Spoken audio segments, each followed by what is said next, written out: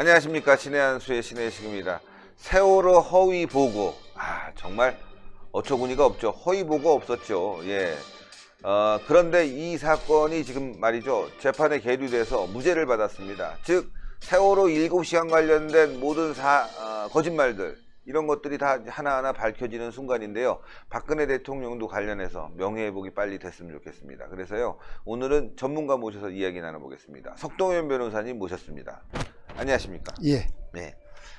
세월호 얘기하면요, 이게 막 진짜 뻔한 거 아니겠습니까? 그건 뭐 청해진 해운이 잘못해서 해상 교통사고가 일어난 건데, 이걸 뭘 허위 보고를 했다고 난리를 치고, 예, 국가안보실 실장들을 두 사람이나, 예, 기소하고 비서실장 기소해서 이렇게 처벌을 한다는 게 말이 안 되는데, 다행스럽게도 그래도 무죄가 나왔습니다. 네. 참 이 세월호 사고와 관련해서는 얘기를 꺼내는 것 자체를 많은 국민들이 지금 예. 식상해하고 계신 것이 현실입니다. 예. 그런데 마침 그저께 그 세월호와 관련돼서 박근혜 대통령의 소위 그 7시간과 관련해서 예. 이렇게 문제를 다시 이렇게 왜곡해서 삼았던 그런 사례에 대해서 법원에서 무죄를 선고하는 그런 일이 있었기 때문에 또 그 상에 대해서 지금 설명을 드리게 되는데요. 네. 사실 이 사건은 처음에 발단이 된 것이 너무나 이렇게 음모론적입니다. 무슨 네. 말이냐면은,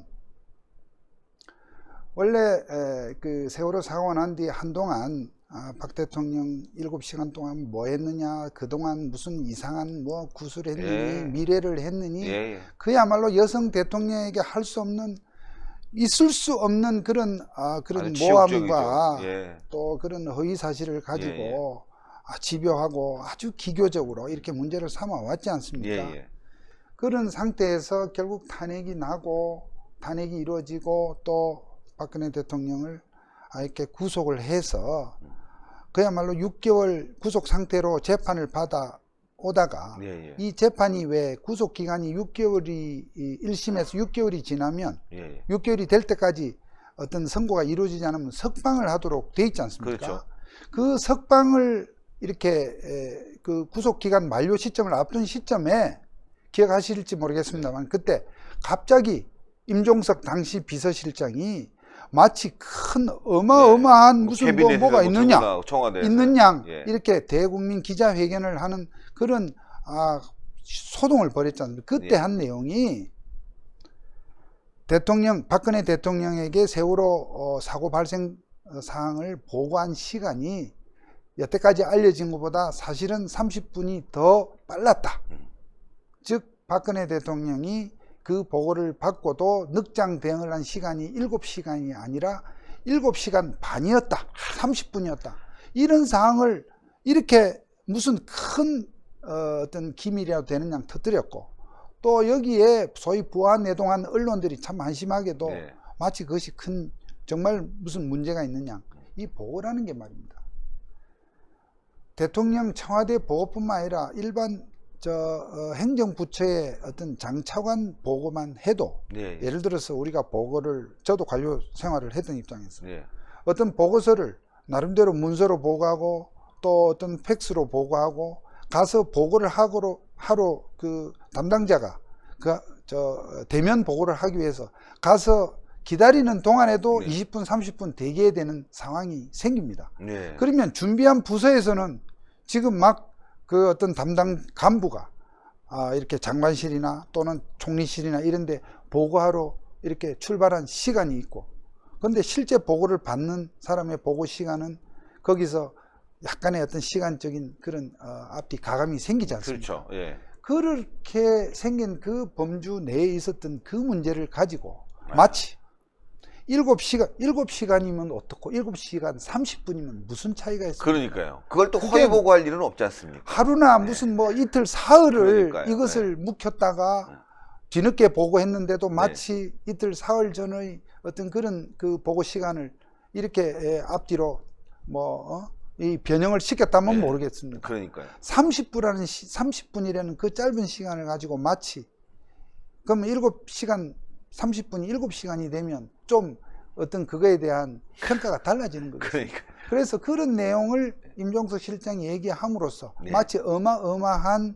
그런 보고 시간의 은폐, 그렇게 해서 박근혜 대통령을 어떤 그런 직무상에 대해서는 시비를 걸고, 그렇게 해서 박근혜 대통령의 6개월 구속 기간을 연장하는 하나의 그 분위기 조성에 이용을 했던 것입니다. 장기적이네요. 그렇습니다. 예, 예. 그렇게 해서 결국 막 그럼에도 불구하고 사실은 또 검찰이나 법원은 정말 법원 측에 맞게 당연히 그때 6개월 그 구속 기간의 만료로 박근혜 대통령을 석방했어야 했습니다. 예, 예. 저는 법조인의 양심으로서 이것은 구속 기간 그 제도에 따라서 석방할 수밖에 없다고 제가 어떤 공개된 자리에서 얘기한 적도 예, 있습니다만, 결국 법원에서 다시 구속기간 연장을 하면서 그럼 이 문제를 7시간보다 30분 더 늘어난 시간을 어쨌든 이걸 이슈화하는 과정에서 그럼 이거에 대한 책임을 묻자. 그래서 이미 다른 건으로 구속돼서 재판을 받고 있던 김기춘 비서실장에 대해서 이 30분의 시간을 축소한 그 혐의를 몰아서 허위 공문서 작성으로 보고를 문제를 삼고요. 거기에 또 청와대 안보실장으로 있었던 김장수 전 실장, 예. 그리고 당시의 그 실장, 세월호 사고 당시의 실장이었던 김관진 실장을 이 두 분의 그 역할, 안보실장이라고 하는 것의 임무는 대북 업무, 국가 안보에 관련된 사항이고, 세월호 학생들이 수학여행 가다가 이렇게 침몰한, 물론 그 사고 자체는 비통하고 어마어마한 안타까운 사고이지만 그것이 국가 안보와는 관련된 사항이 아니죠. 근데 그 안보실장에게 안보실장의 그 임무를 이렇게 확장적으로 해석을 하니까 그런 사항도 안보에 관한 사항이다. 그렇게 보면 안보에 관한 관련 지금 뭐 북한이 맨날 미사일 쏘는데 북한이 맨날 미사일을 쏘아도 제대로 대응도 못하면서 오늘도 지금 아침에 그러니까요. 또 미사일을 또 쏘았지 않습니까? 아니, 광복절 경축사에서 대통령이 참 아무도 흔들지 못하는 나라를 만들겠다고 했는데 아무나 흔드는 나라가 나라가 됐습니다. 자, 이와 같은 안보실장의 그 본연의 임무에도 불구하고 김관진 실장을 그야말로 현 정부가 북한이 눈에 가시처럼 생각하는 사람 아닙니까? 김관진 실장이 어떤 분입니까? 어떤 북의 연평도 타격이나 그 천안함 폭침이 있을 그런 상황에서 이렇게 원점 타격을 주장을 했고, 그래서 북한이 가장 미워하는 사람이죠. 장수 김관진 실장을 그런 사람을 왜 이런 세월호 이거와 연관시켜서 그렇게 기소를 한다는 것입니까? 검찰이. 이것은 법원에서 무죄가 난 것은 저는 정말 사필 규정이다. 정말 정의로운 상식적인 판단이다. 그 점을 말씀드립니다. 그렇다면 그 당시에 캐비넷에서 정말 어디서 나왔는지 모르는 자료 갖고 흔들었던 임종석 비서실장에 대해서 차후에라도 조사가 좀 필요하고 문제가 있다면 처벌도 필요한 거 아니겠습니까? 그런데 안 됐습니다. 사실은 저는 제가 현장 그 관계자가 아니어서 확인할 길은 없지만 당시에 현 정부의 그 청와대 그 세력들이 말이죠. 전 정부의 민정실에서 뭐 중요한 자료들을 청와대 캐비넷에 이것을 정리도 안 하고 남겨두고 갔다고 하면서 막 이렇게 흔들고 망신을 주고 했던 거 기억하시죠? 저는 그 자체를 믿지 않습니다. 그리고 많은 청와대 관계자, 청와대 근무했던 관계자, 또 제가 만나본 그 민정실의 그 간부들이 얘기하면 대통령 임기가 교체되는 과정에서 어떻게 캐비넷에 그런 전 정부의 자료를 별도로 대통령 기록물 관리법에 의한 조치 외에 어떻게 거기에 꼭 무슨 이사 가는데 이 집 남겨둔 것처럼 남겨둘 수 있단 말이냐, 이렇게 분개하시는 것도 봤고요. 자, 가령 그렇게 전 정부 관계자들이 어떠한 과오로 그러한 서류를 남겼다고 합시다. 그러면 그런 거 역시 대통령 기록물이지 않습니까? 그것을 그야말로 지금 박근혜 대통령 그 재판에 소위 악용하기 위해서 이 사태를 그야말로 확대 왜곡하기 위해서 이걸 흔들면서 공개를 했던 사람이 임종석 실장 외에도 당시 박수현 청와대 그 대변인이 있었습니다. 네. 그 사항에 대해서 지금 자유한국당에서 직무상 기밀 누설로 고발을 사실은 했습니다. 예. 해서 서울지검에 지금 그 사건이 계류 중에 있습니다. 네. 그런데 작년 연말에 기억하시죠? 김태우 수사관이 민정수석실에서 있었던 여러 가지 비리 과오를 이렇게 고발을 했습니다. 네. 공익성 고발을 하자 현재 청와대 관계자들이 직무상 기밀 누설로 고발을 했지 않습니까? 네. 그 사건이 서울지검으로 오니까 그럼 먼저 들어와 있던 청와대 현 그 정부 관계자에 대한 그 직무상 기밀 누설 고발이 재작년 6월에 2017년 6월에 고발된 사건이 지금 손도 안 대고 네. 방치가 되어 있는 상황에서 김태호 수사관에 대한 고발이 들어오니까 이것을 어떻게 했습니까? 서울지검에서 수사하려니 좀 이게 낯이 좀 뜨겁잖아요. 네, 그렇죠. 그러니까 어떻게 했습니까? 저 수원지검으로 이송을 하고 그랬군요. 또 동부지검으로 사건을 이송을 하고 네. 그렇게 해서 수사를 했던 그 뭐... 이면에는 네. 저도 이 검찰 친정 검찰의 이런 꼼수에 대해서 사실 얘기하는 것이 사실은 마음이 편치를 않습니다만은 그 당시 김태우 수사관의 초기 변호를 제가 맡았던 입장에서 이것을 서울지검이 조사를 하지 않고 김태우 수사관에 대한 직무상 기밀 누설을 수원으로 이첩했던 그 이면에는 그러한 사정이 있었습니다.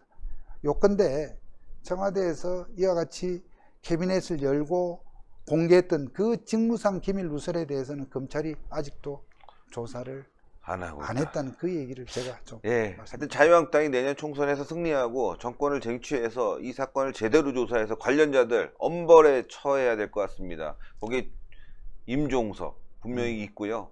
그럼 그 위에 대통령도 있기 때문에 이거는 뭐 거의 국정농단 수준의 일이었거든요. 그야말로 전 정부의 자료를 가지고 이게 국가 기밀인지 외교 기밀인지 이런 거에 대한 인식도 없이 현재 이 상황에서 자기네들의 전략 전술에 유리하면 마구 까고 공개하고 또 이 김태우 수사관 같이 이를테면 정부의 이거의 불법성을 알리기 위한 고발은 직무상 기밀 누설로 기소를 하고 내로남불이네. 뭐 이건 내로남불 정도가 아니라 이것은 뭐 이건 완전히 인면수심이죠. 그러네요. 저는 그렇게 생각합니다. 하여튼 이걸 바로 잡기 위해서는 말이죠. 내년에 자유한국당이 총선에서 꼭 필승해야 될 것 같습니다. 그런 점에서 정말 자유한국당이 정말 일치단결해서 네. 뭔가를 보여줘야 됩니다. 그렇습니다. 거기 중심에 우리 석동현 변호사님도 계시니까요. 여러분들 석동현 변호사님 많은 성원 좀 부탁드리겠습니다. 하여튼 전부 다 힘을 모아야 될 줄로 압니다. 어제 광복절 정말 광화문 집회에서 그리고 시청 앞 집회에서 그 우중에 참 저도 나갔습니다만 참 눈물겹도록 많은 그렇죠. 애국 시민들이 모여서 목 터져라 외친 그런 구호들이 있지 않습니까? 그렇습니다. 그런 구호들. 문재인 퇴진 꼭 이룩하겠습니다. 정말로 저희들이 잘해야 될 것 같습니다. 그렇습니다. 오늘도 좋은 말씀 대단히 감사합니다. 감사합니다. 자유한국당의 능력 있고 애국자들이 굉장히 많습니다. 그 중에 석동현 변호사님도 그 중에 한 분인데요. 여러분들 내년 총선에 또 출마를 하시니까 열심히 성원 좀 부탁드리겠습니다. 자, 내년 총선 승리하고 임종석 이런 자들 싹 조사를 좀 해봐야 될 것 같습니다. 문재인까지 싹 조사해서 말이죠. 단죄를 해야 되겠습니다. 어제 광화문에 100만이 모여서 말이죠. 문재인 탄핵을 외쳤는데 여러분들 내년 총선에 이기면 분명히 할 수 있습니다. 지금부터 우리가 힘을 모아야 되겠습니다. 방송 여기까지 합니다. 신의 한 수 구독 버튼 눌러주십시오. 대단히 감사합니다. 감사합니다. 감사합니다.